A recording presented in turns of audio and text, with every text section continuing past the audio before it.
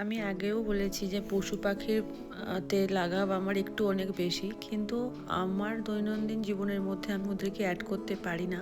কারণ তিনটে মাত্র মানুষ আমরা থাকি, তো আমরা তো এদিক ওদিক যেতেই পারি, তখন ওদেরকে নিয়ে একটু চাপ হয়ে যাবে।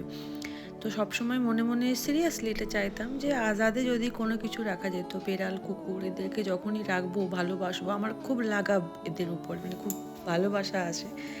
কিন্তু ভালোবাসা আসলেই তো হবে না, তাদের আগামটাও ভাবতে হবে, তো রাখতে পারি না। এই বাড়িতে যখন এসেছি তারপর থেকে ওই একটা দুটো করে আসতো, একটু একটা দুটো বিস্কুট দিলে হয়ে যেত। এখন প্রভুর কৃপায় তাতে হয় না।